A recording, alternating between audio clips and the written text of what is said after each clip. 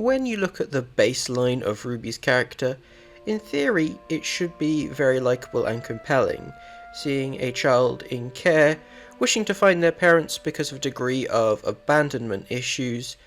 and as a result a sense of self-loathing. And the Doctor wants to help her due to not only a degree of relatability because of the timeless child also making them abandoned, but also a degree of guilt over abandoning Susan and not being able to find them, so essentially vicariously helping Ruby to deal with their issues.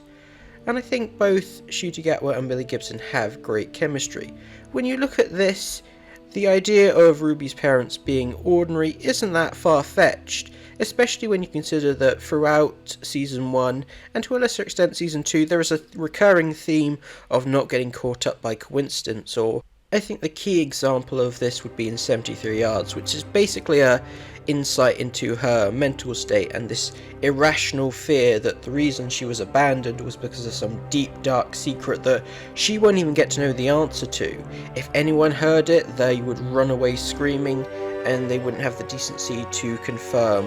why, which is a quite upsetting notion to have about themselves. And so the idea of getting the happy ending they deserve really works for me,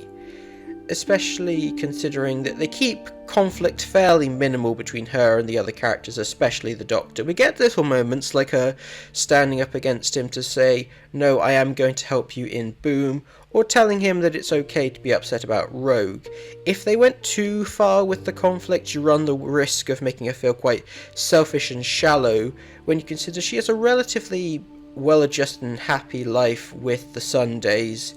and her desire to find her birth parents is mostly personal. If you make that motivation selfish, it's going to be hard for us to root for them. Where this arc goes wrong, in my opinion, is trying to overcomplicate this season. Not only do you have Sutek hijacking the finale with his really boring apocalypse plan, and for some reason getting invested in Ruby's story despite no justifiable reason to, but also the weird elements like the snow, the hidden song, her mother pointing. These feel like either relics of an early draft where she was going to be more than just ordinary,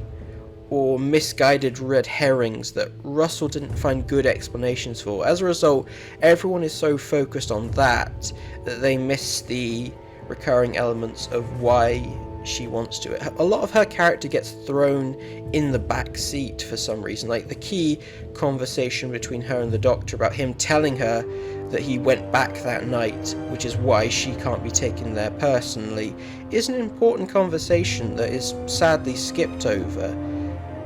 It's stuff like this that made people struggle to connect with Ruby and the 15th Doctor, and I just barely did because I chose to ignore all those red herrings. Overall, I think she is a character that is better than people credit for,